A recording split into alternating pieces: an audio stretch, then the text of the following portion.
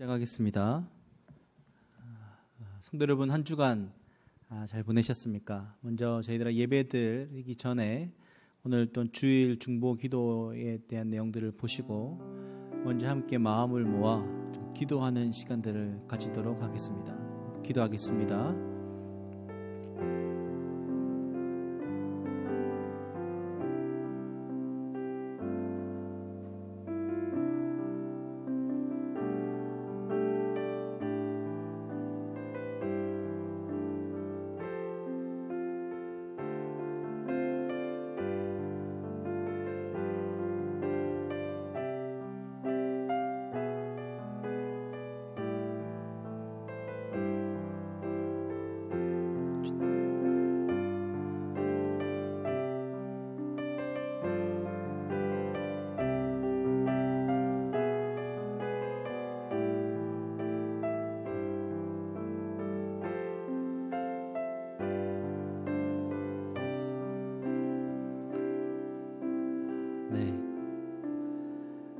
벌써 오늘 6월의 마지막 주입니다.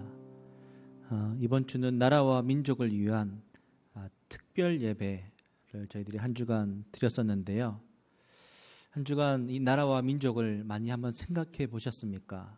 그리고 하나님의 마음을 가지고 또한 기도하는 시간들을 함께 가지셨습니까?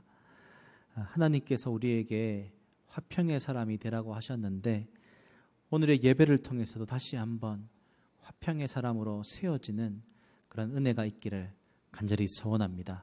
그러한 마음으로 여러분 교회 밴드로 들어오셔서 예배합니다 댓글 남겨주시고 함께 마음을 모아 찬양하시도록 하겠습니다. 찬양하겠습니다.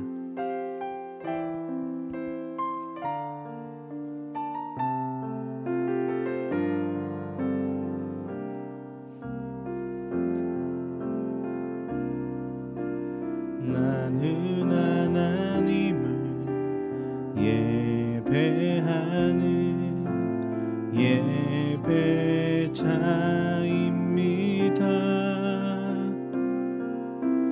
내가 서 있는 곳 어디서나 하나님을 예배합니다.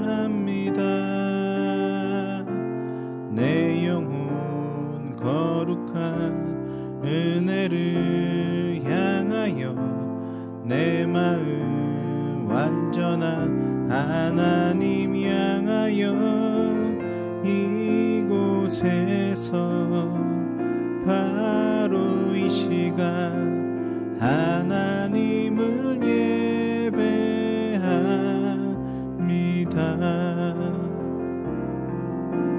나는 하나님을 예배하는 예배자입니다.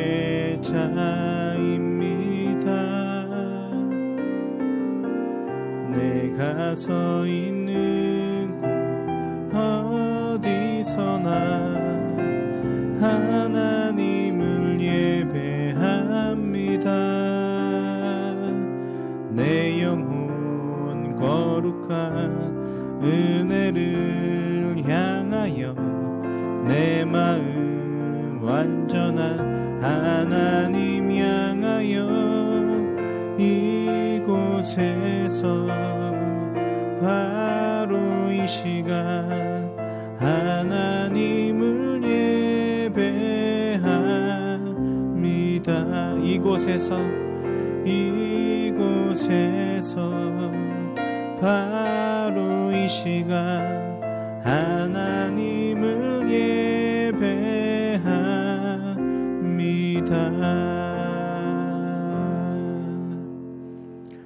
이 시간은 감사의 나눔 시간입니다. 지난주는 교회의 청년들이 또 함께 오전에 예배를 함께 드렸었는데요. 그러면서 다음 세대들이 함께 모여 예배함에 대한 감사들이 있었습니다. 그리고 지난 한 주 동안 나라와 민족을 위한 특별 예배를 저희들이 함께 드렸는데요. 이 나라의 그 아픔, 또 우리들이 함께 기도해야 될 것들을 함께 예배하며 나갈 수 있음에 대한 감사가 있었죠. 뿐만 아니라 사마리아인 프로젝트를 저희들이 계속해서 진행하고 있는 것과 그리고 이제 함께 모여 예배함이 우리가 온라인으로도 드리지만 또한 교회에서 함께 예배함에 대한 감사들이 있습니다. 성도 여러분, 한 주간 동안 어떠한 감사가 있으셨습니까? 이 시간 그 감사의 고백을 가족들과 함께 나누어 보시고 또한 홀로 이 예배를 드리시는 분들은 하나님께 마음을 담아 감사의 고백을 올려볼 수 있는 시간들을 가졌으면 좋겠습니다. 그렇게 함께 나누어 보고 함께 올려보도록 할까요?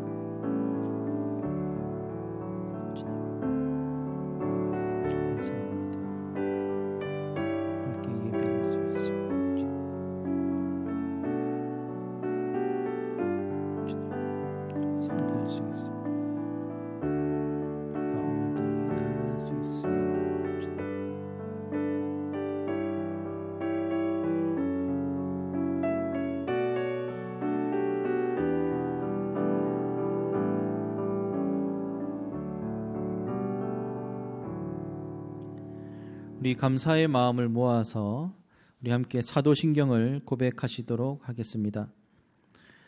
나는 전능하신 아버지 하나님, 천지의 창조주를 믿습니다. 나는 그의 유일하신 아들, 우리 주 예수 그리스도를 믿습니다.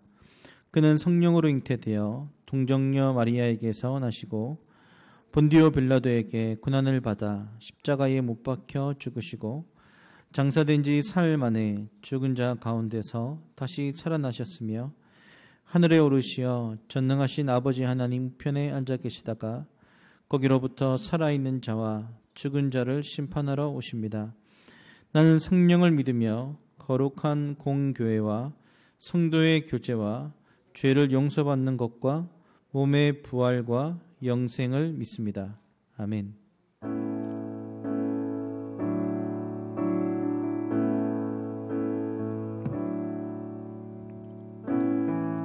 하늘의 문을 여소서, 이곳을 주목하소서. 주를 향한 노래가 꺼지지 않으니 하늘을 열고 보소서. 이곳에 임재하소서. 주님을 기다립니다. 기도의 향기가 하늘에 닿으니 주여 임재하여 주소서. 이곳에 오셔서 이곳에 앉으소서. 이곳에서 드리는 예배를 받으소서. 주님의 이름이 주님의 이름만이 오직 주의 이름만 이곳에 있습니다. 하늘의 문을 여소서. 하늘의 문을 여소서. 이곳을 주목하소서. 주를 향한 노래가 꺼지지 않으니 하늘을 열고 보소서. 이곳에 임재하소서.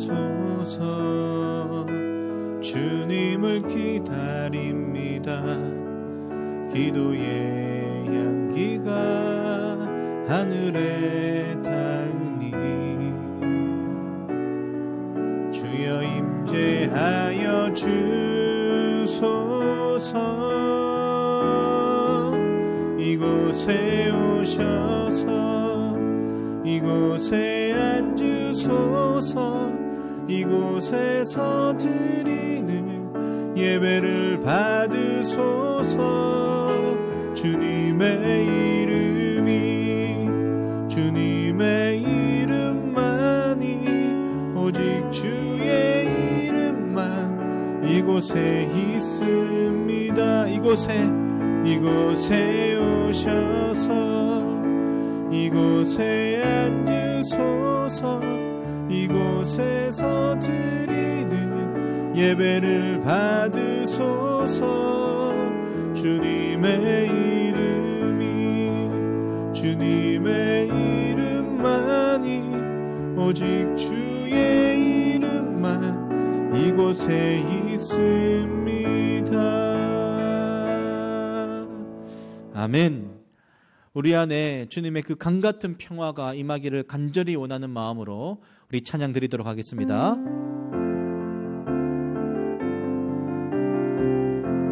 우리 박수 치면서 내게 강같은 평화, 내게 강같은 평화, 내게 강같은 평화 넘치네. 내게 강같은 평화, 내게 강같은 평화, 내게 강같은 평화 넘치네. 내게 바다 같은 사랑, 내게 바다 같은 사랑, 내게 바다 같은 사랑 넘치네. 내게 바다 같은 사랑, 내게 바다 같은 사랑, 내게 바다 같은 사랑 넘치네. 내게 샘솟는 기쁨, 내게 샘솟는 기쁨, 내게 샘솟는 기쁨, 내게 샘솟는 기쁨 넘치네. 내게 샘솟는 기쁨, 내게 샘솟는 기쁨, 내게 샘솟는 기쁨 넘치네. 내게 믿음 소망 사랑, 내게 믿음 소망 사랑, 내게 믿음 소망 사랑, 내게 믿음 소망 사랑 넘치네. 내게 믿음 소망 사랑, 내게 믿음 소망 사랑, 내게 믿음 소망 사랑 넘치네. 아멘. 하나님께서 우리 안에 그 막힌 담을 허무실 것을, 그래서 우리가 평화가 임할 것을 간절히 바라는 마음으로 주는 평화, 막힌 담을 모두 허셨네. 이 찬양 우리 함께 드렸으면 좋겠습니다.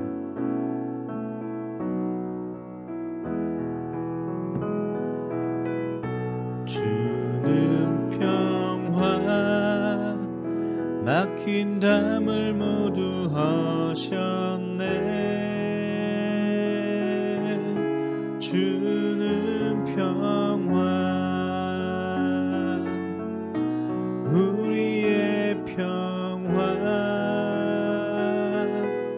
주는 평화, 막힌 담을 모두 하셨네. 주는 평화,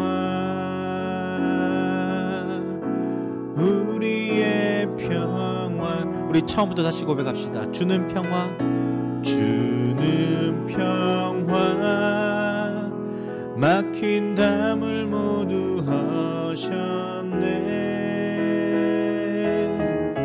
주는 평화, 우리의 평화, 주는 평화, 막힌 담을 모두 하셨네. 주는 평화, 우리의 평화. 염려다 맡기라. 주가 돌보시니.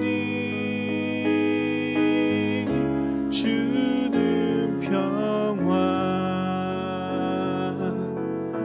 우리의 평화.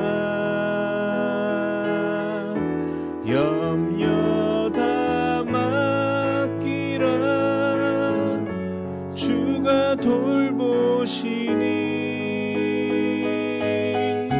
주는 평화 우리의 평화 주는 평화 다시 주는 평화 막힌 담을 모두 하셨네 주는 평화 우리의 평화 주는 평화 주는 평화 막힌 담을 모두 하셨네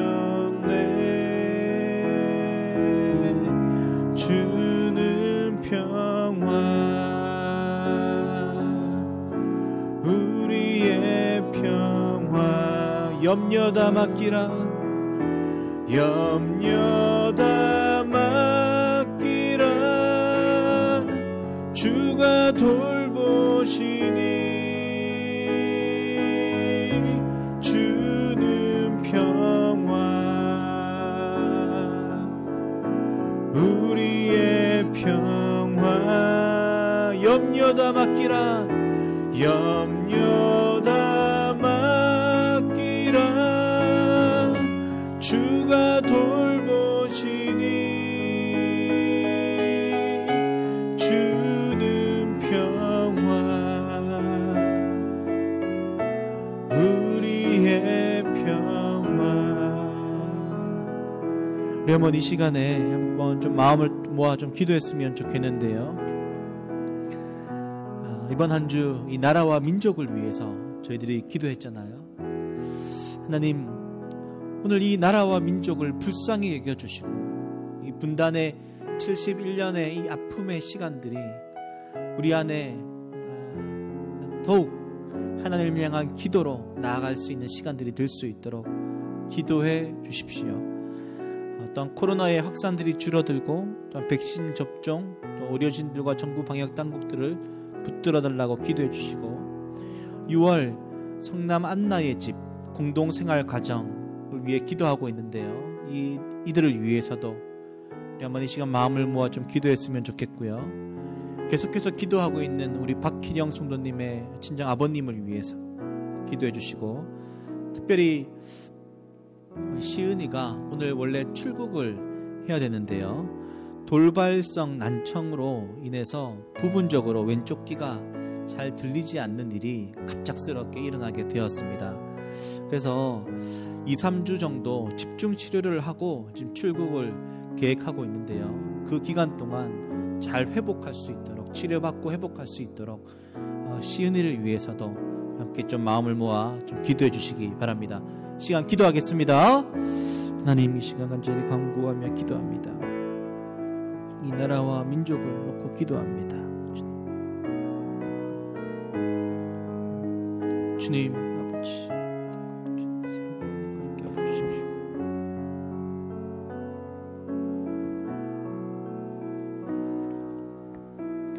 하나님, 주님 이 나라와 민족 불쌍히 여겨주시고 화평의 사람, 또한 그 북녘 땅에 주님 그들을 또한 불쌍히 여겨주시고 속히 이 분단의 아픔들이 회복되어지고 하나님만이 이 모든 일들을 이루실 수 있어 주님께 하여 주십시오.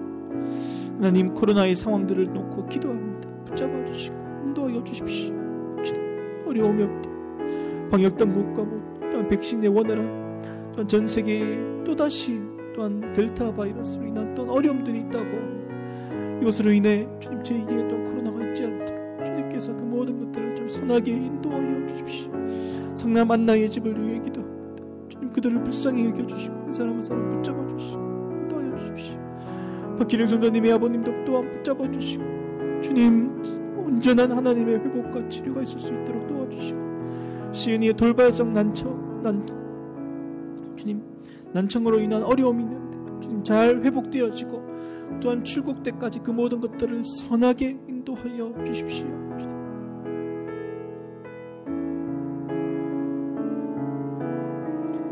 코로나19를 위한 중보기도 205일차 윤지혜 집사님의 기도입니다.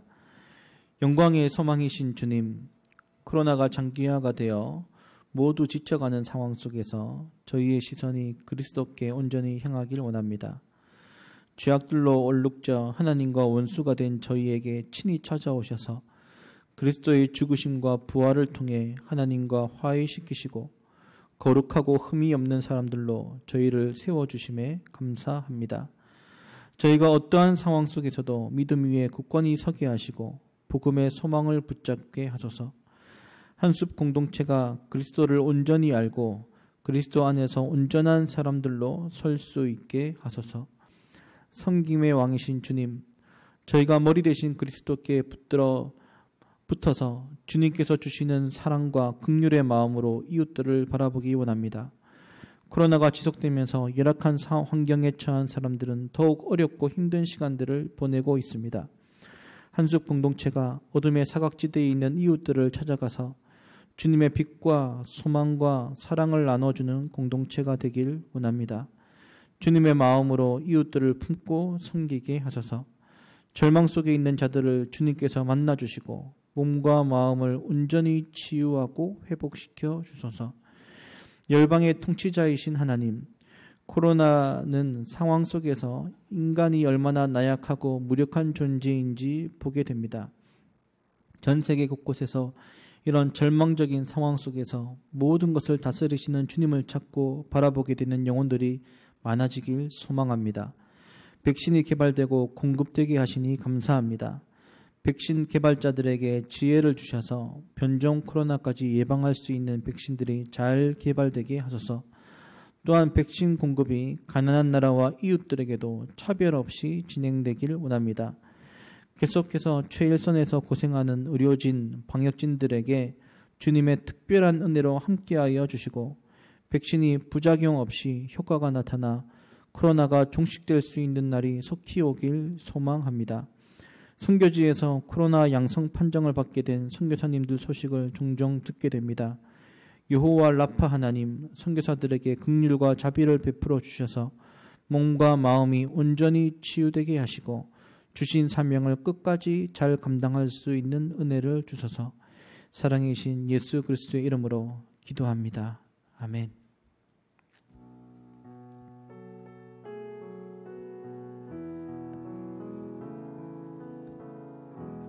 오늘 우리에게 주신 말씀은 마태복음 5장 9절 말씀입니다. 마태복음 5장 9절 한 절인데요. 우리 다 함께 한 절을 읽도록 하겠습니다. 시작. 화평하게 하는 자는 복이 있나니 그들이 하나님의 아들이라 일컬음을 받을 것이며. 아멘. 이 시간 예수님의 말씀 14번째 화평케 하는 공동체가 되자라는 제목으로 목사님 말씀 증거해 주시겠습니다.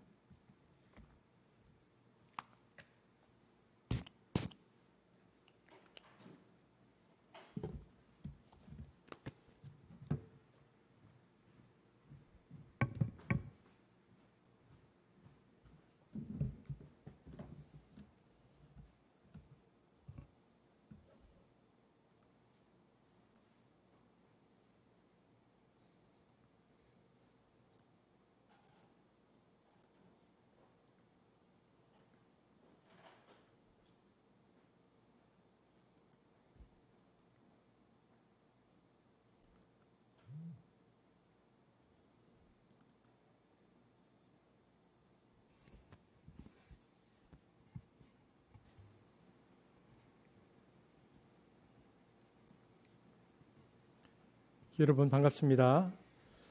한 주간 동안 여러분의 삶이 어땠는지 어떠했는지 많이 궁금한데요. 또 우리의 삶의 경험과 또 삶의 일들은 많이 다양했다 할지라도 오늘도 하나님께서 또 우리 공동체 가운데 임재하여 주셔서 또 우리가 주께서 주시는 말씀 가운데에 다시 우리의 삶을 정돈하는 시간이었으면 좋겠습니다.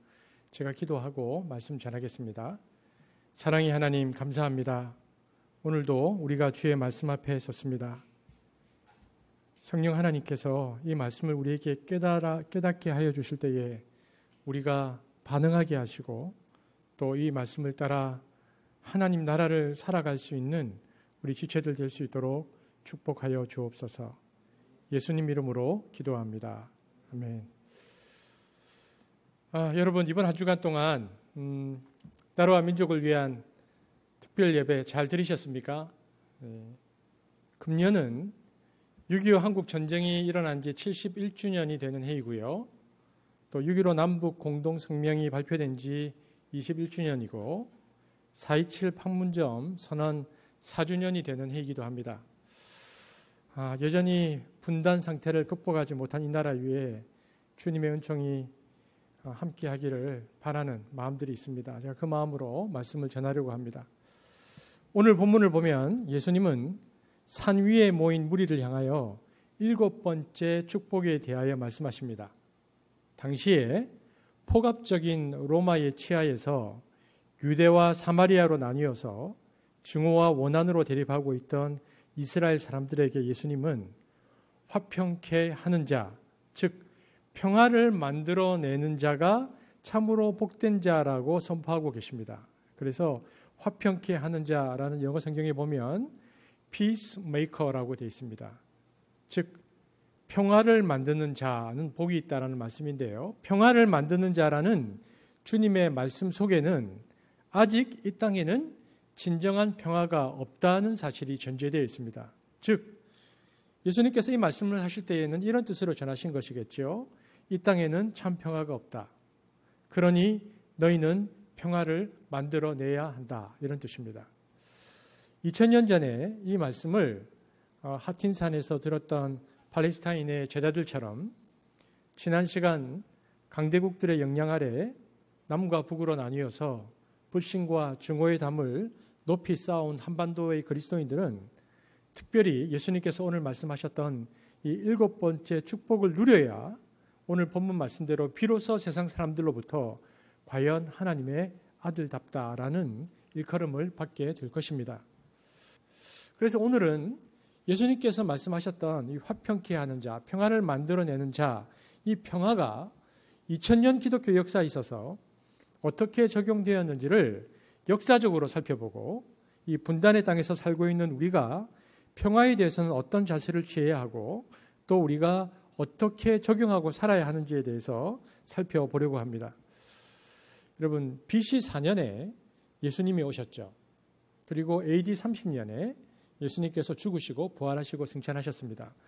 그러니까 예수님 승천 이후에 콘스탄틴 황제가 AD 325년에 기독교를 공인하는데요. 이 기간, 이 300년의 기간을 뭐라고 부르느냐 하면은 초대교회라고 부릅니다. 이때는 아직 교황체제가 완성되기 전입니다. 교황체제는 중세의 로마 제국 하에서 완성이 되죠. 대신 이때는 교황이 없었기 때문에 누가 교회 리더였는가? 처음에는 사도들이었겠죠. 그 다음에는 누굴까요? 사도들의 제자 누구입니까? 속사도들. 그리고 속사도들의 제자는 누구입니까? 교부들. 그리고 그 이후에는요. 각 교회의 지도자들이 교회를 이끌어 갔습니다. 300년 동안. 그렇다면 이 300년의 기간 동안 이때는 예수의 평화, 특별히 샬롬의 정신을 그들은 어떻게 실천하고 있었는가 우리가 한번 살펴보려고 하는데요. 초대교회는 철저히 비폭력주의를 실천했습니다. 그러니까 이 입장은 뭐냐면요. 절대로 칼을 들지 않겠다. 예수님께서 말씀하셨던 평화를 실천하기 위해서 우리는 절대 칼을 들지 않겠다라는 입장입니다. 이들은 그래서 예수 그리스도를 나의 구주로 영접한 이후에는요. 철저히 칼을 멀리했습니다. 그래서 초대교회의 크리스찬들은요. 로마 군대에 지원하지 않았습니다. 그들은 용병으로 지원하지 않았죠. 그래서 초대교회 당시에 헬라 교부 신학자 중에 알렉산드리아 합파의 오리겐이라는 분이 있는데요. 오리겐의 기록을 보면 당시 사람들의 생각들을 잘 반영해주고 있는데 오리겐은 이렇게 말했습니다. 영토 보호를 위한 로마의 무장투쟁에 그리스도인들이 가담하는 것은 생각할 수도 없는 일이다. 그러니까 이 당시 크리스찬들이 가졌던 의식들을 이 글에서 읽을 수 있죠. 초대교회는 이처럼 힘에 의한 로마 제국의 질서에 대해서 분리주의적 태도를 취했고요. 대신 그들의 모든 관심은 오직 교회 공동체의 비폭력 평화주의 노선을 견지하는 데 집중되었습니다. 이것을 뭐라고 부르느냐? 이것을 평화주의라고 부릅니다. 오늘날에도 평화운동을 하는 기독교인들이 대부분 이 입장을 취합니다. 여러분, 어떤 교파에서는 집총을 거부하죠. 또 어떤 사람은 집총을 거부하는데 군대는 갑니다. 여러분, 핵소고지라는 영화 보셨습니까? 핵소고지라는 영화를 보면은 비폭력주의자인 안식일 교인이 2차 세계대전 때 집총을 거부하고 의무병으로 가서 75명의 생명을 구한 전쟁 실화를 다룬 내용이 그 영화에 나옵니다. 이런 식으로 절대로 우리는 총칼을 들지 않겠다, 이런 평화주의적 노선을 취하는 초대교회의 기독교 전통이 있었습니다.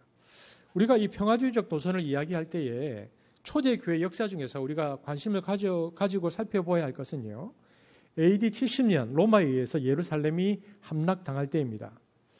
오늘 우리는 이것을 중심으로 당시 초대교회 사람들이 가졌던 평화주의 노선에 대한 입장을 좀 정론하려고 하는데, 여러분, 예루살렘이 함락당할 때 AD 70년에 예수님께서 부활 승천하시고 40년 뒤죠.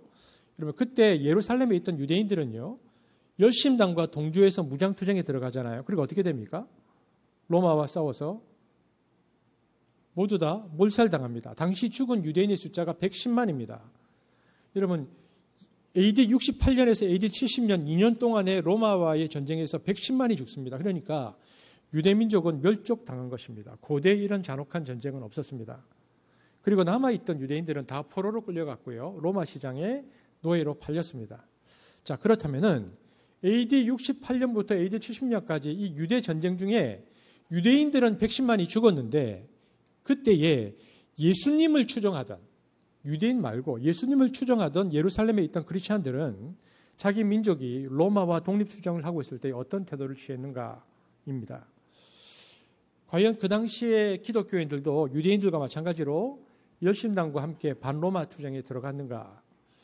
역사적 자료가 그리 많지는 않은데요, 그 초대교부 해계십이라는 글을 보면 이제 이 글이 대략 AD 180년경에 쓰였는데요, 유대 전쟁 기간 중에, 그러니까 AD 70년 기간 중에 예루살렘의 감독은 누구냐 하면 클로파스의 아들 시몬이었다 돼 있습니다. 근데 클로파스의 아들 시몬이 누구냐 하면, 여러분, 예루살렘의 초대 감독이 누굽니까?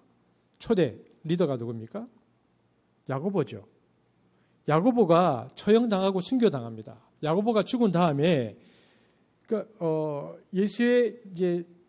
야고보가 순교당한 다음에 예수의 친척이었는데 클로파스의 아들 시몬이, 그가 야고보를 이어서 예루살렘 교회의 수장이 됩니다. 그런데 그가 수장이 되고 나서 그 로마와의 전쟁이 일어나잖아요. 그런데 예루살렘 교회 기독교인들은 그 당시에 유대인들과 다른 입장을 취했습니다. 그들은 예수님의 말씀을 기억했습니다. 마태복음 24장에 보면은 예수님이 감람산 강화에서 이렇게 말씀하셨거든요. 가증한 것이 거룩한 곳에 선 것을 보거든 도망가라. 이 말씀을 그들은 기억했습니다. 이것은 종말의 시작이라는 예수님의 말씀을 기억하고요, AD 68년에서 70년 로마 군대에 의해서 예루살렘 성전이 멸망되기 직전에 초대교회 지도자들은 예루살렘을 떠나기로 결정합니다. 그래서 AD 70년 그 유대 민족들과 로마의 전쟁 때 예루살렘에는 기독교인이 한 사람도 없었습니다. 그들은 모두 예루살렘을 떠납니다.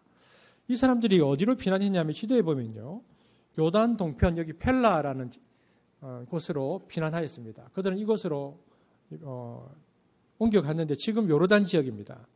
당시 이 펠라로 왜 갔냐면, 이 펠라가 비유대인 도시였고요, 그래서 반로마 항쟁에서 살아남기에 적절한 도시로 그들은 판단되었을 것이라 생각되어지는데, 기록을 보면 이 펠라에는 풍성한 물이 솟아나오는 2개의 샘이 있었다라고 기록되어 있는데, 그래서 그들은 이 전쟁 기간 중에 이곳에서 새로운 공동체를 건설하고 따로 삽니다.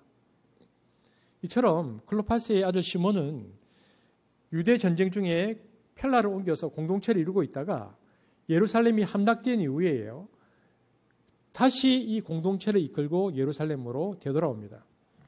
이 돌아온 예수의 친척들과 이 공동체들이 당시 황제, 그러니까 도미티안 황제인데, 제가 설교 시간에 이 도미티안 황제가 누구냐면, 설교 시간에 제가 말씀 많이 드렸는데, 베스피아누스의 아들 티투스 그 아들이 도미티안 황제인데요, 이 도미티안 황제로부터 신문을 받는데 처음에는 돌아왔는데 얘들도 유대인들과 비슷하냐 그랬는데 얘기해 보니까 얘들은 다른 입장이거든요. 무죄로 판명받고 풀려납니다. 그러다가 리더 클로파스의 아들 시몬은 AD 107년, 그러니까 예루살렘이 함락된 지 37년 후에 유대교의 한 분파이고 이단이라는 죄명으로요, 로마로부터 처형당합니다. 그래서 그 리더는 죽죠. 그리고 한동안 팔레스타인 땅은 잠잠합니다. 그러다가 예루살렘이 함락된 지 50년이 지난 시점에, 그러니까 그때는 황제가 하드리아누스 황제의 통치 15년인데요. AD 132년, 그러니까 AD 70년에 로마 예루살렘이 함락되었는데 50년 뒤 AD 132년에 바르코바라는 인물을 중심으로 팔레스타인 유대인의 로마에 대한 새로운 무장투쟁이 일어납니다. 바르코바라는 사람이 리더로 부상하는데요. 그래서 이 사람이 로마와의 전쟁에서 초기 전투에서 승리합니다. 그러면은 바르코바의 제2차 대로마 항쟁 당시에 그때 다시 돌아왔던 예루살렘에 있던 기독교인들은 어떤 입장을 취했을 것 같습니까? 이들은 여전히 비폭력 평화주의 노선을 견지했습니다. 그러자 바르코바가 이들을 어떻게 보았을까요? 그냥 쉬운 말로 너무 밉상인 거예요. 우리가 이 무장투쟁을 하고 있는데 또 얘네들이 이러고 있다고 해서 그들은 로마와의 항쟁을 벌이면서도 유대 기독교인들을 핍박했습니다. 132년에 AD 132년에 시작된 전쟁이 3년 동안 이루어졌는데 초기에는 바르코바가 이끈 유대인이 이겼지만 3년 뒤 135년에 로마에 의해서 이 전쟁이 진압이 됩니다. 전쟁이 끝이니까 유대에 대한 보복을 로마가 하는데요. 예루살렘 이름이 아이리아 카피톨리나로 개명합니다. 이름을 아예 바꿔버립니다. 그리고는 그 예루살렘 안에 유대인이 거주하는 것을 아예 전면 금지시켜버립니다. 이에 따라서 예루살렘 기독교 공동체도 더 이상 예루살렘에 살 수 없게 되었죠. 그래서 이들이 다시 어디로 가느냐? 시리아 지방으로 도망갑니다. 이것이 4세기까지 이루어집니다. 그러니까 예루살렘에 살다가 펠라로 갔다가 다시 예루살렘으로 왔다가 시리아로 다시 도망가는데 현재 시리아 내전을 하고 있는 바로 그곳으로 그들이 다시 도망갑니다. 그러면 이 사람들을 역사적으로 무엇이라고 부르는가? 이 사람들을 나사렛파라고 부릅니다. 이들은 나사렛 예수가 메시아이고 하나님이시다라는 신앙 고백을 제대로 했어요. 그래서 이들은 나사렛파라는 이름으로 4세기까지 시리아 지방에 존속했습니다. 근데 여러분, 나사렛파의 특징은요, 예수님의 신성을 인정했고요, 예수님께서 메시아라는 직분을 인정했습니다. 근데 거기에 뭘 더했느냐? 모세의 의식적 율법을 엄격히 지켜야 한다고 말했습니다. 그리고 이들은 그들의 동족인 유대인의 불신앙을 애도하면서 미래에 이스라엘이 민족적인 회심과 함께 그리스도가 통치하는 지상 천년 왕국이 올 것이다 라고 기대하면서 4세기 동안 시리아 지방에 머물렀습니다. 그러니까 나사렛파는 이단이라기보다는 유대교적 특성을 강하게 지닌 기독교 분파로 볼 수 있습니다. 율법주의적 기독교죠. 그런데 이 나사렛파와 아주 유사하면서도 이단적인 집단이 있었는데요. 그것이 바로 에비온파입니다. 에비온파의 창시자가 에비온이라는 사람으로 알려져 있는데 이 사람이 에비온이 AD 70년에 예루살렘이 멸망당했을 때에 그 펠라로 예수님을 따랐던 크리스찬들이 피신했다고 말씀드렸는데요. 그때 피신한 크리스찬들을 에비온파로 끌어들였습니다. 그래서 이들은 얼마간 유대계 그리스도교와 이 에비온파가 관련을 가지면서 함께 존속하다가 그러다가 시간이 좀 더 지나니까 이들은 예수님의 신성을 인정했었던 이 나사렛파와는 달리 예수의 신성을 부정합니다. 예수는 신이 아니고 율법을 엄격히 지킨 훌륭한 랍비다. 복음서도 처음에는 유대인들을 향해서 쓴 마태복음만 인정을 했는데 그러다가 나중에는 시간이 지나니까 이 마태복음조차도 만족스럽지 못하다고 그래서 그들이 에비온파 복음서와 나사렛 복음서를 포함해서 그들 나름의 문서를 만들었습니다. 이후 이들이 이단으로 규정됩니다.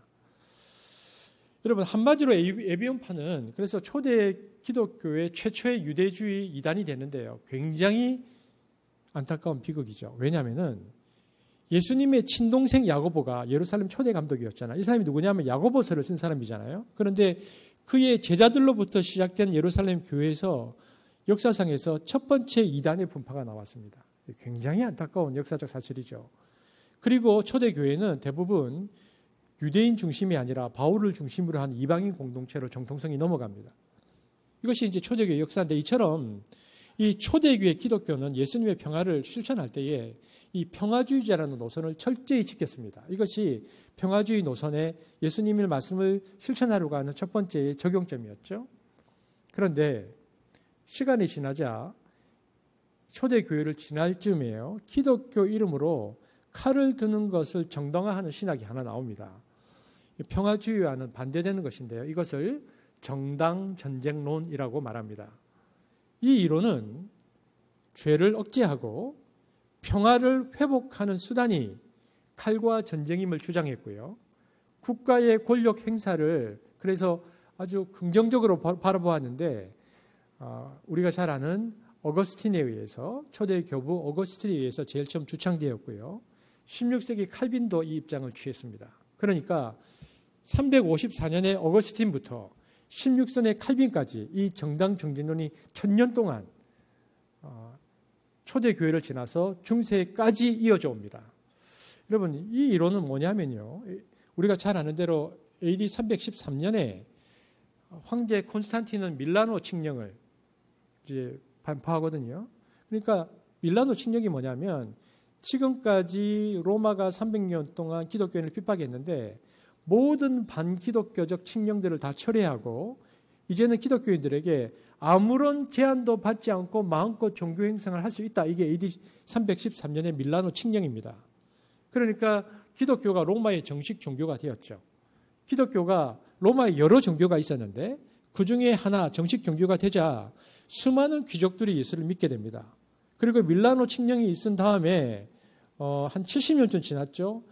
AD 380년에 데오도시우스 1세 때 이제는 로마에서 기독교가 국교화됩니다. 70년 만에 밀라노 칙령 이후에.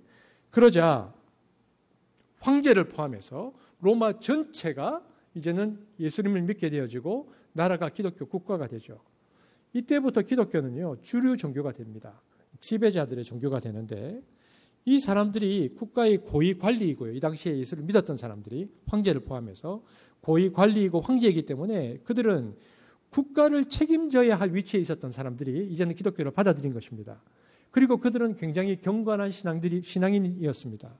이 사람들은 그래서 어떤 생각을 했냐면, 국가를 지켜내기 위해서 정당한 힘, 권력을 쓰는 것은 타당하다. 그래서 칼의 권세로 도둑도 잡고 강도도 잡고 치안도 유지하는 것이 정당하다고 생각했습니다. 그리고 더 나아가서 하나님을 모르는 이방인이나 또 악한 놈들이 전쟁을 일으켜서 쳐들어올 때, 우리 지난주에 말씀했는데 왼뺨을 때리면 오른뺨도 내어주라. 이걸 문자적으로 만약 그들이 그대로 적용하면 어떻게 됩니까? 오리 쳐들어오면 심리까지 물려주면 됩니까? 우리나라로 따지면 임진왜란 때에 부산에 왜군이 쳐들어오니까 이 말씀 실천한다고 한양까지 내어주면 됩니까?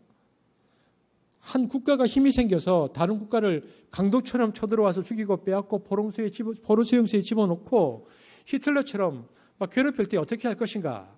이 당시 그 로마의 황제와 귀족들은 고민을 했는데요.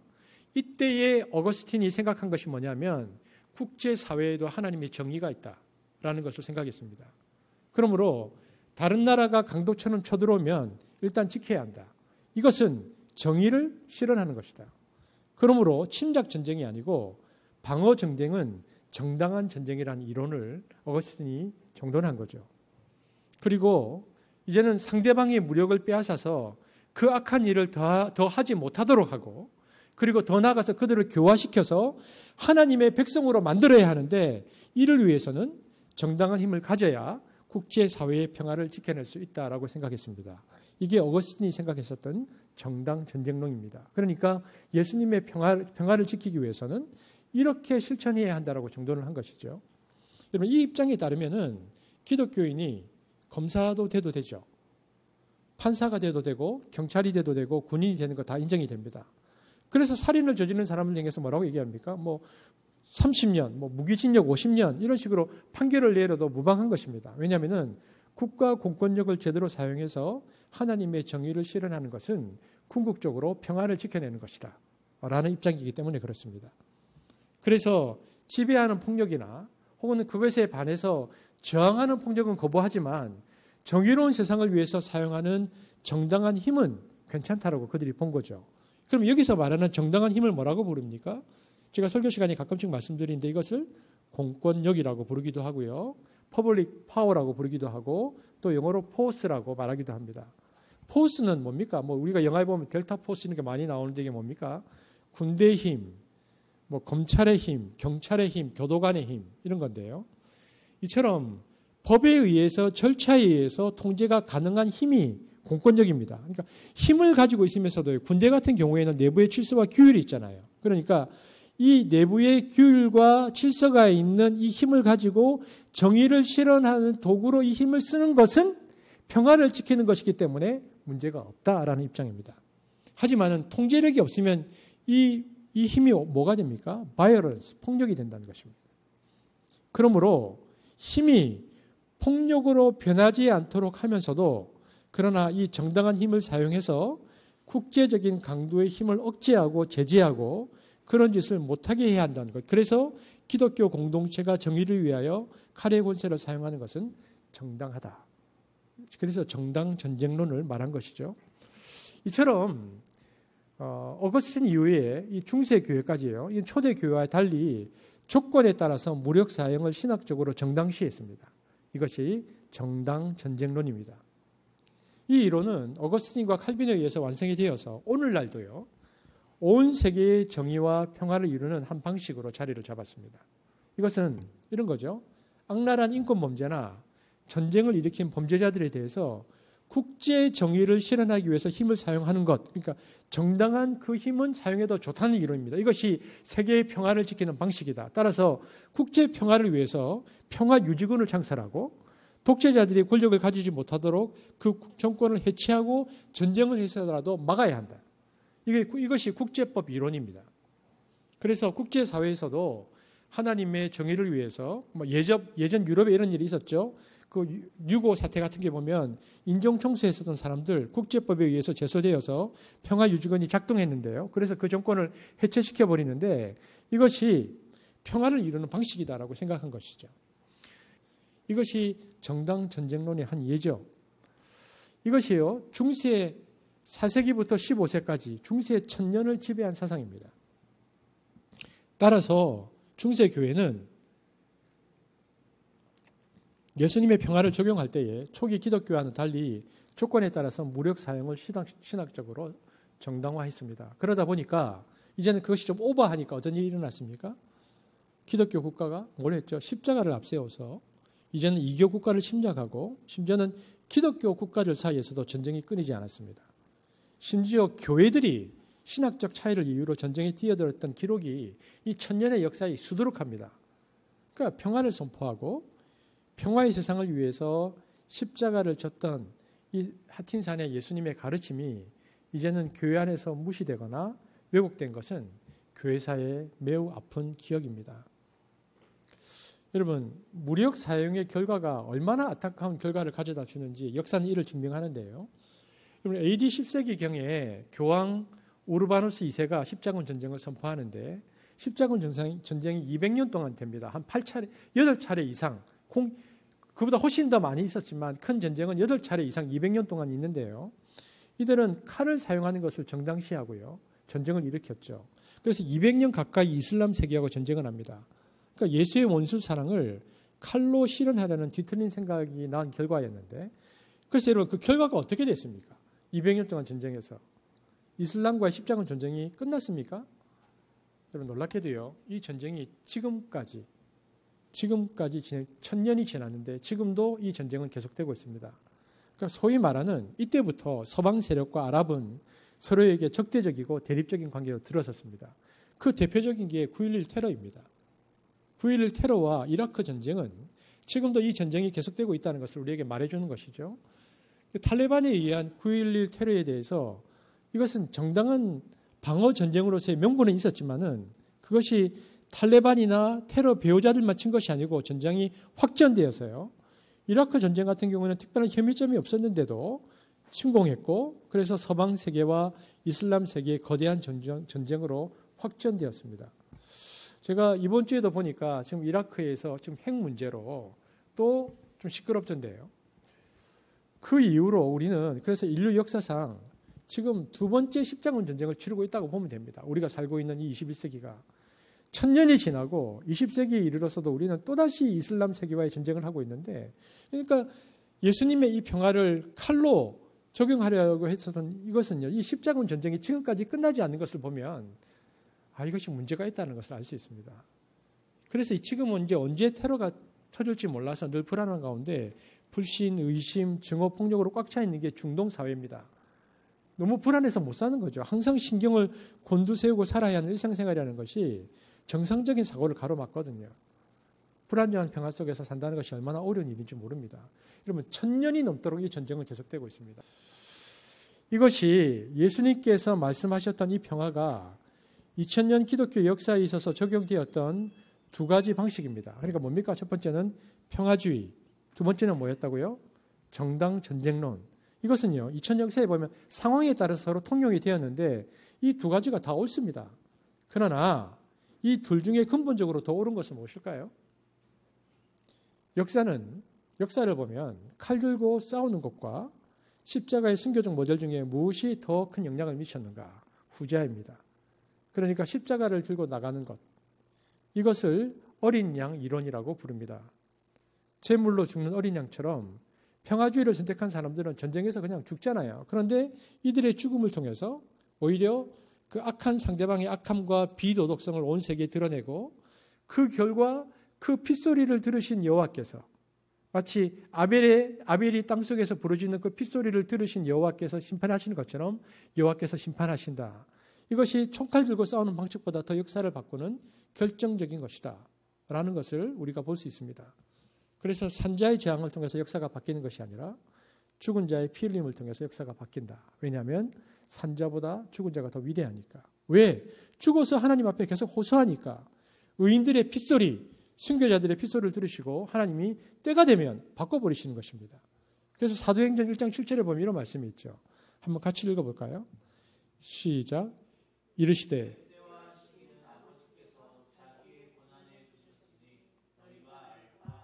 예수님께서 부활 승천하실 때에 제자들이 진짜 궁금해했던 것은, 그래도 예수님, 우리가 이 로마의 압제에서부터 언제 해방됩니까? 라고 얘기했을 때 예수님께서 주셨던 말씀이거든요.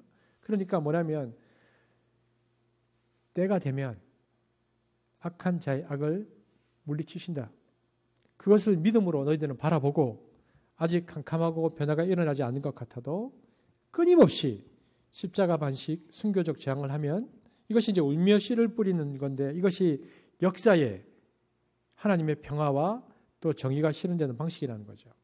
그러니까 십자가의 방식으로만 화해와 평안이 진전된다는 거, 하나님 나라가 임한다는 거, 이것이 기독교의 역사관입니다. 그래서 예수의 원수 사랑의 노래 혹은 평화의 노래는 절대로 칼이라는 악기로 연주될 수 없다. 이것이 역사가 우리에게 말해주고 있는 것이죠. 이처럼 지난 2000년간 기독교는 예수님께서 말씀하신 평화에 대해서 두 가지 전통을 강조해 왔습니다. 첫 번째는 뭐라고요? 여기 보니까 피스키핑, 평화 지킴을 강조하는 것. 이건 뭡니까? 정당 전쟁론입니다. 평화를 지켜야 된다. 두 번째는 뭡니까? 피스메이킹, 화평케 함을 강조하는 평화주의, 두 입장을 취했죠.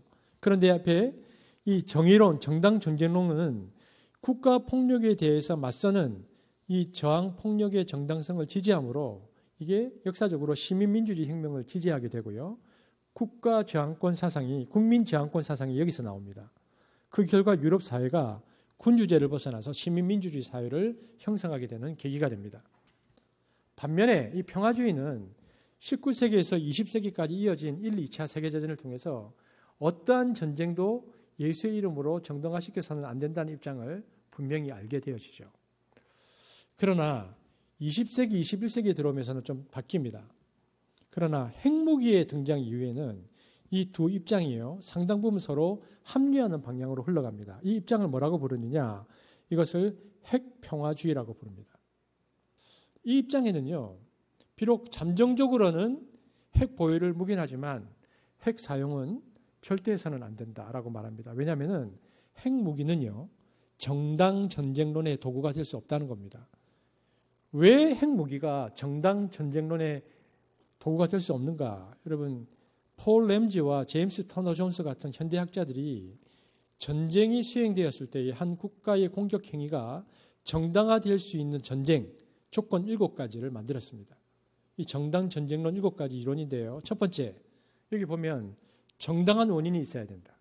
방어 전쟁이어야 한다는 것입니다. 두 번째, 정당한 의도여야지 복수해서는 안 된다. 세 번째, 마지막 수단이어야 한다. 그러니까 외교, 국제재판, 국제기구 협력 등을 다 거쳐보고 안 되면 한다. 네 번째, 합법적 정당성이 있어야 된다. 다섯 번째, 승리의 가능성이 있어야 된다. 여섯 번째, 제한된 공격이어야 한다. 일곱 번째, 민간인 공격은 배제되어야 한다. 이게 정당, 이 7가지가 정당한 전쟁론인데요. 핵은 뭡니까? 쏘면 상대방도 다 죽고 우리도 다 죽는 겁니다. 그리고 자연 생태계도 다 죽죠. 그렇기 때문에 정당 방어 이론에서 적이 핵을 쏘니까 우리도 핵을 쏜다는 것은 정당할 수 없습니다.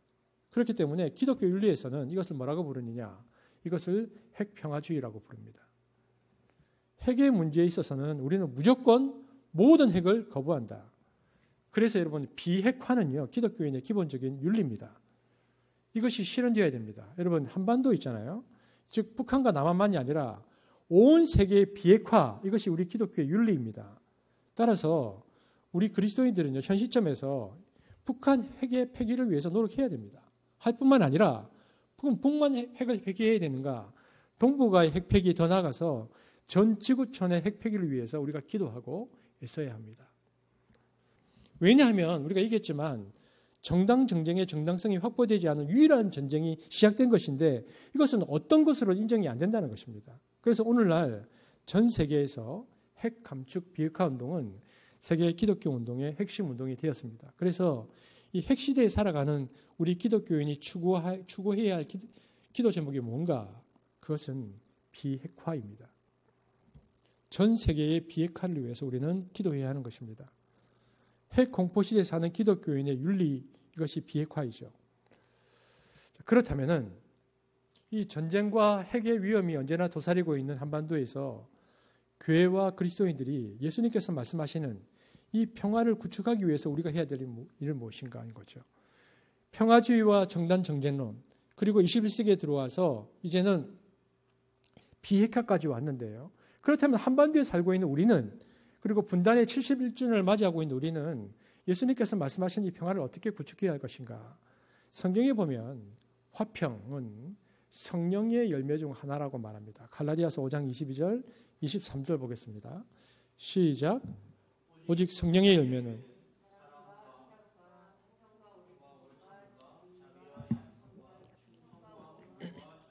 그러므로 이 한반도에 살고 있는 우리 그리스도인이 평화의 사람이 되기 위해서 우리가 가장 먼저 추구해야 할 것은 뭐냐면요, 성령의 충만입니다. 왜냐하면 화평이라는 것은 성령의 열매이기 때문에 그렇죠. 그래서 평화 통일을 이루기 위한 한국 교회의 발걸음의 시작은 영적인 차원에서 시작되는 성령의 화목케 하시는 능력을 받을 때에 비로소 그것이 가능하게 되는 것입니다. 여러분 에베소서 2장 14절에 이런 말씀이 있죠. 함께 보겠습니다. 예수님인데 그는, 시작. 그는 우리의 화평이신지라 둘로 하나를 만드사 막힌 담을 허시고, 그리고 고린도후서 5장 18절에는요. 함께 보겠습니다. 시작.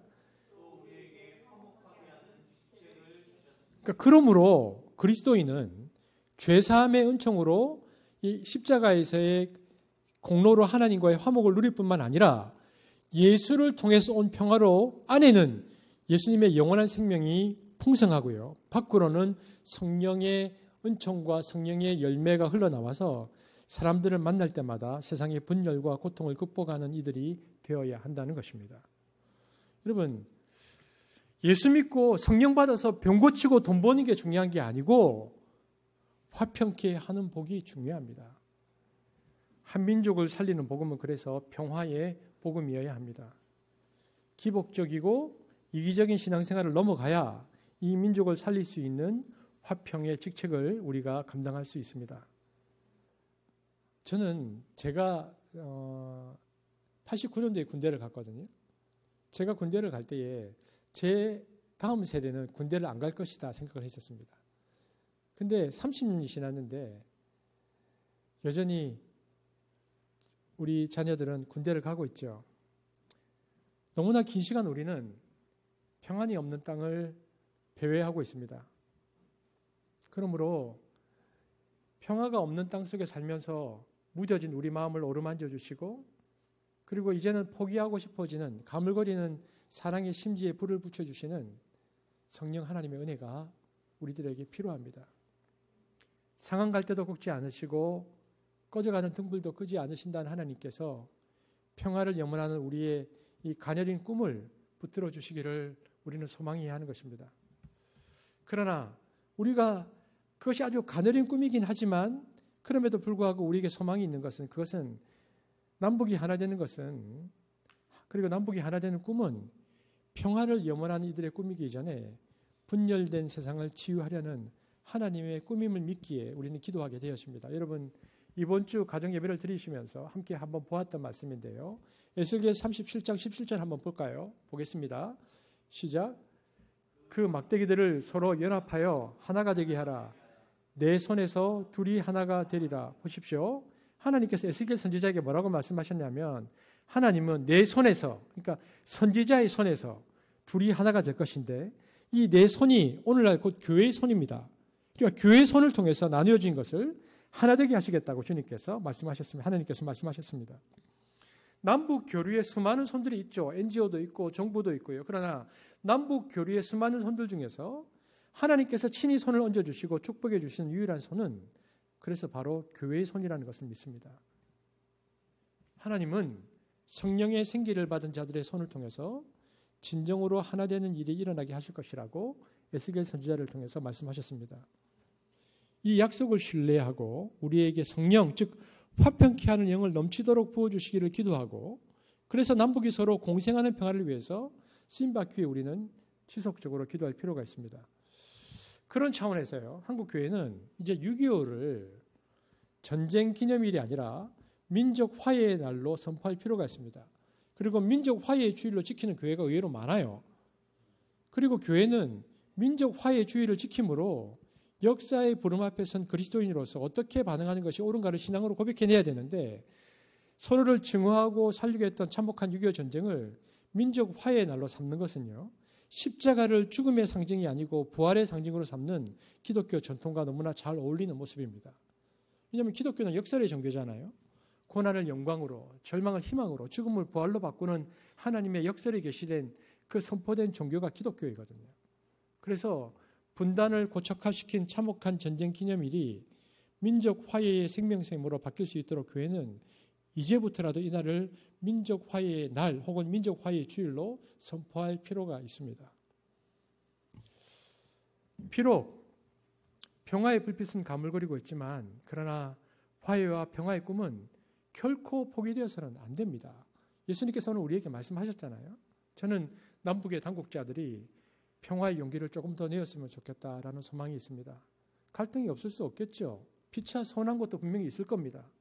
그래도 판을 아예 깨서는 안 됩니다. 비록 그 길이 가시밭길이라 해도 그 길을 결코 포기해서는 안 됩니다. 여러분, 통일은 정치 경제적 차원에서 어느 순간 닥치는 게 아니고 민족 회복의 긴 과정입니다. 1%라도 진전하고 있다면 그때가 통일 시대입니다. 통일은 그래서 삶의 동질성이 많아지면 자연스럽게 오는 것이거든요.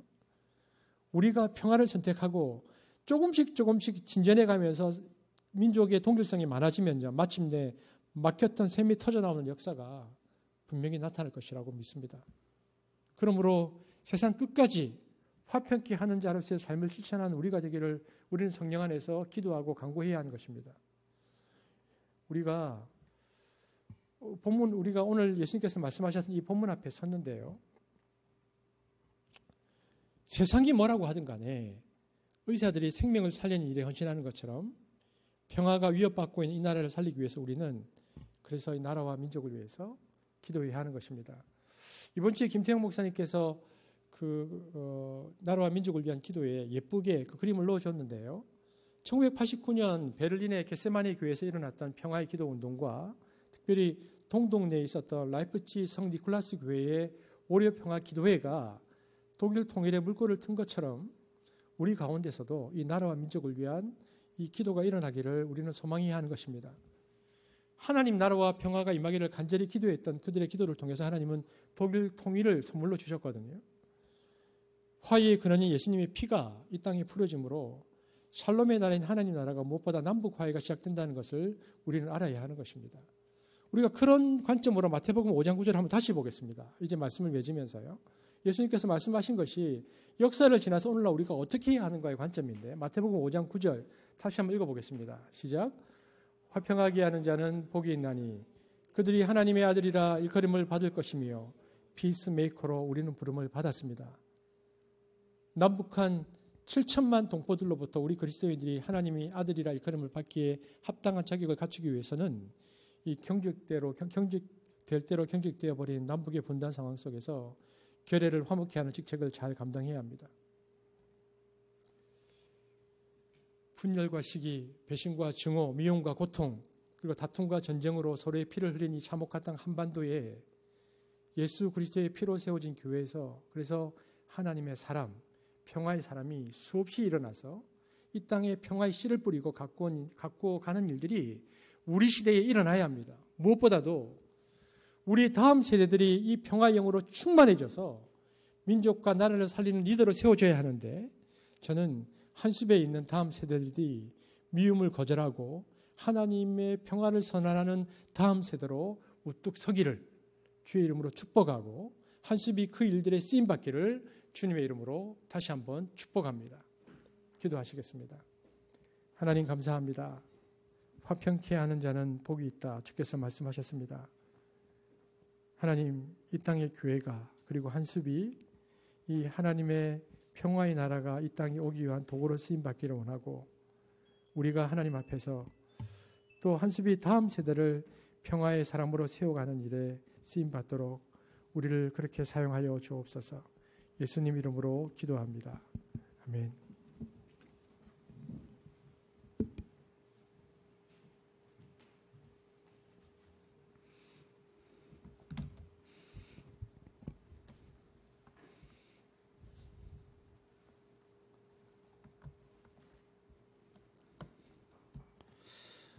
시간 우리 말씀을 기억하면서 이렇게 좀 찬양을 했으면 좋겠습니다.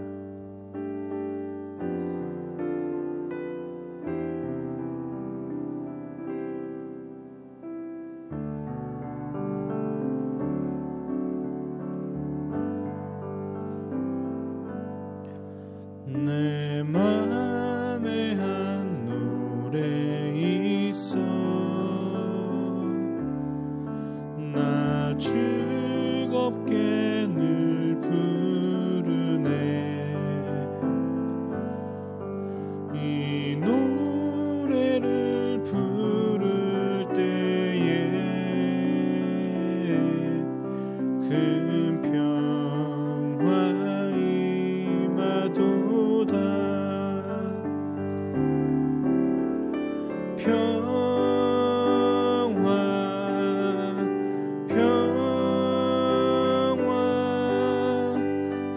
하나님 주신 선물 그 놀라운 주의 평화 하나님 선물일세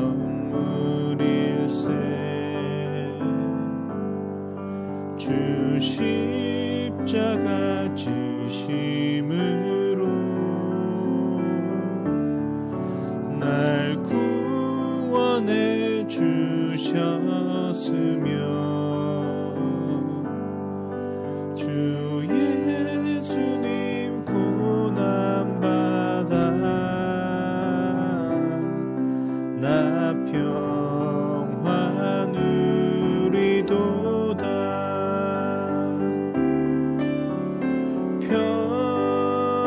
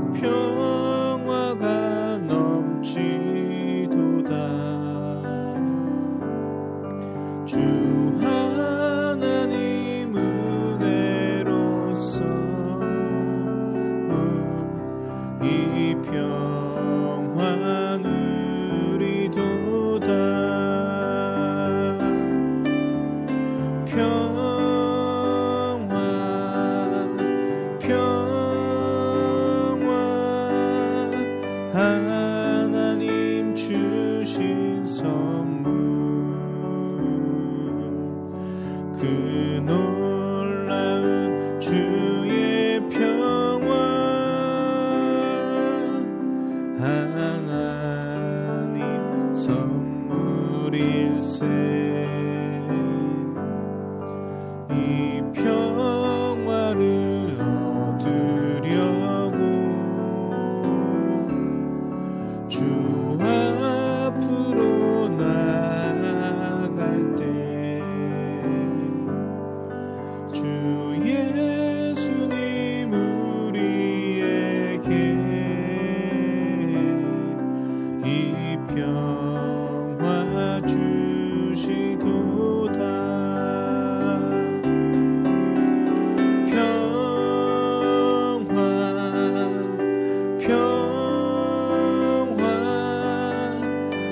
하나님 주신 선물 그 놀라운 주의 평화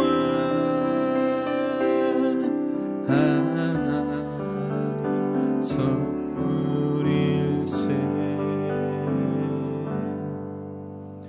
이 시간 준비된 헌금을 드리는 시간을 가지도록 하겠습니다.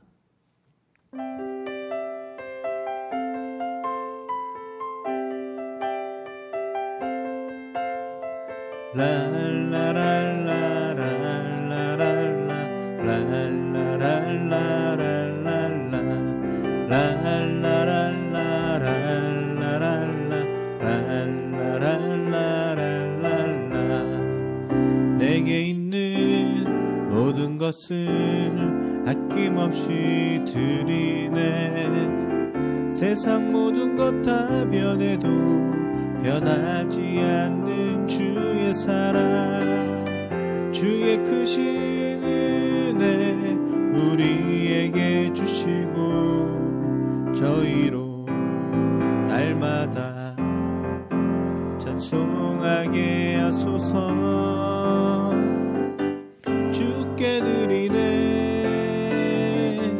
주께 드리네 나의 젊음과 정성 다해서 주께 드리네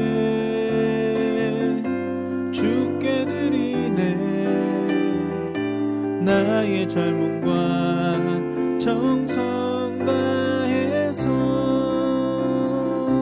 주께 드리네 주께 드리네 나의 젊음과 정성 다해서 주께 드리네 주께 드리네 나의 젊음과 정성 다해서. 목사님 나오셔서 봉헌기도 해주시고 축도해 주심으로 예배를 마치겠습니다.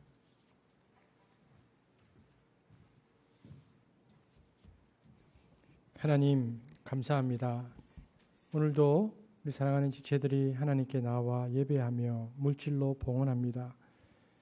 이 물질은 단순한 재정이 아니라 주를 향한 우리의 삶의 고백임을 하나님 아시오니 우리의 삶의 고백을 받아 주옵소서. 특별히 기도합니다. 코로나 기간을 살면서 우리에게 물질이 필요하고 또 때로는 물질의 궁핍함으로 또 우리가 어려워질 때도 있습니다. 개인과 가정과 직장과 사업터 위에 만나와 메추라기와 또 까마귀로 먹이시고 입히시는 주의 은혜를 구해봅니다. 한습에 속해 있는 모든 성도들이 그래서 너무 물질의 궁핍함으로 인하여 하나님께 혹 멀어지지 않도록 주님 우리를 붙들어 주시고 인도하여 주옵소서.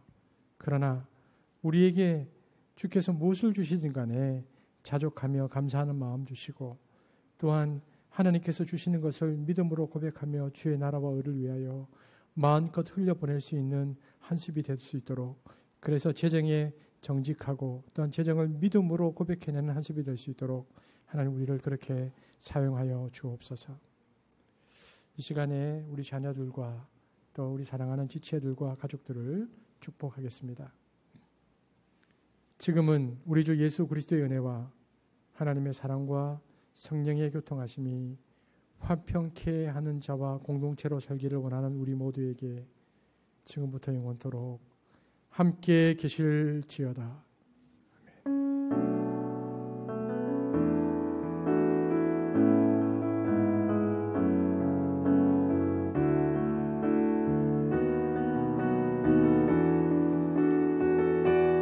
모든 영광과 존귀와 능력 받으소서 받으소서. 영광과 존귀와 능력 받으소서 받으소서. 그리스도 살아계신 하나님.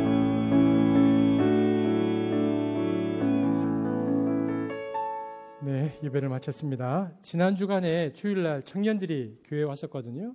제가 청년들에게 선물을 주고 싶다 얘기했는데 오늘은 그래서 청년들만 퀴즈를 풀 수 있도록 오늘 내는 문제는 청년들에게만 드리는 겁니다. 자기가 청년이라고 생각하는 분들은 또 보내셔도 됩니다. 태영 목사님께서 판단하실 겁니다. 지난 2000년간 기독교는 예수님께서 말씀하신 평화에 대해서 두 가지 입장을 가져왔습니다. 무엇입니까? 두 가지인데 보내시면 정말 좋고 풍성한 평화가 임하는 선물을 김태영 목사님께서 주실 겁니다. 우리 김태영 목사님 나오시겠습니다. 네, 청년들 많이 해주십시오. 네, 오늘은 조금 더 업그레이드된 선물 나가니까 여러분 꼭. 네, 지난주에도 받으신 분들이 이번에는 좀 더 풍성하게 왔는데 이거 뭐지? 네, 요즘 특별 선물들이 나가고 있습니다. 여러분 한 줄 말씀 쓰기 시간인데요. 지난주에는 우리 캄보디아의 옥정퇴 간사님이 이렇게 댓글을 남겨주셨습니다. 한숲교회를 통해 하나님 나라를 보며 살아갑니다. 이렇게 댓글을 남겨주셨거든요. 여러분 항상 이제 댓글 남겨주시는 분들 말고도 또 많은 분들이 댓글에 동참해 주시고 또 댓글을 오늘 또 말씀을 들으면서 드는 마음을 또 댓글로 간단하게 좀 남겨보도록 하겠습니다.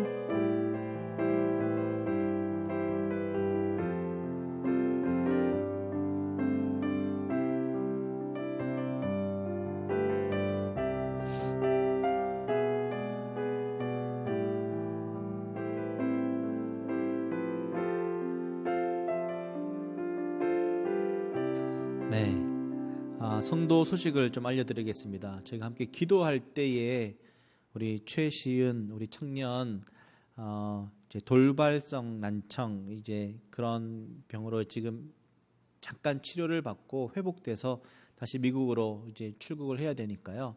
여러분 2주 동안에 이게 잘 치료되고 회복될 수 있도록 여러분 많이 좀 기도해 주시고요. 그리고 아직 정식 제대는 아니지만 우리 김원지 우리 군이 형제가 이제 제대를 이제 정식 제대는 아닙니다, 여러분. 아니지만 7월 말까지 가야 되는데 한참 이제 한 달을 더 기다려야 되니까 여러분 이제 나왔으니까요. 여러분 많이 또 반겨주시고 또 많이 관심 가져주시고 또 예배를 오시면 예배 올 때에 또 너무 잘 나왔다, 또 아주 건장하게 좀 나왔으니까 많이 축복해 주시기 바랍니다. 그리고 선한 사마리아인 프로젝트, 저희 이제 성남 안나에 있는 집, 안나의 집 공동생활 과정을 돕고 있는데요.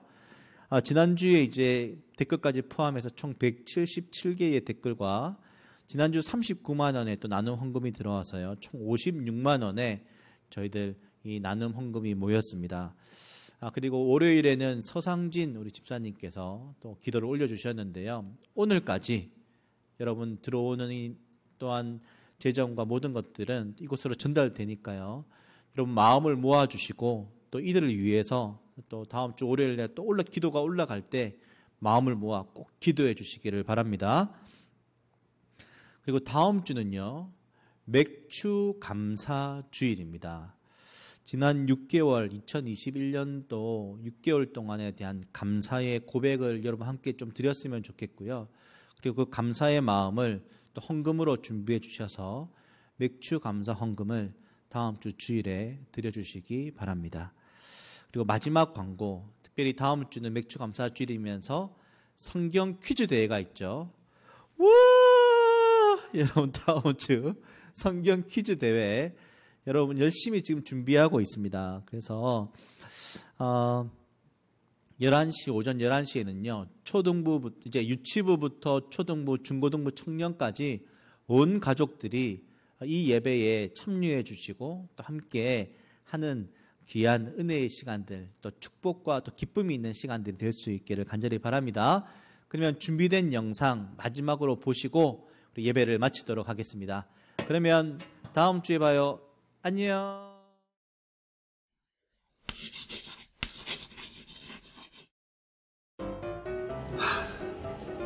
아버지, 무엇이 그리 고민이오십니까?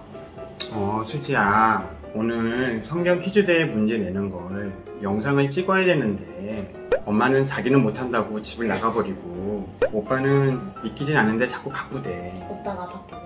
근데 김태현 목사님이 영상을 재밌게 찍으라고 하셨는데 도대체 어떻게 재밌게 찍어야 될지 모르겠어서 그래서 이렇게 엄청 고민 중이야. 아버지, 응? 웃기는 건 포기하시고 그냥 찍으세요, 그냥. 그럼 그럴까? 네, 그럼 단도직입적으로 바로 문제 출제하겠습니다. 객관식 문제입니다. OX 문제입니다. 주관식 문제입니다. 사지선다형의 객관식 문제입니다. 객관식 문제입니다. 객관식 문제입니다. 주관식 문제입니다. 주관식 문제입니다. 주관식 문제로 바뀝니다.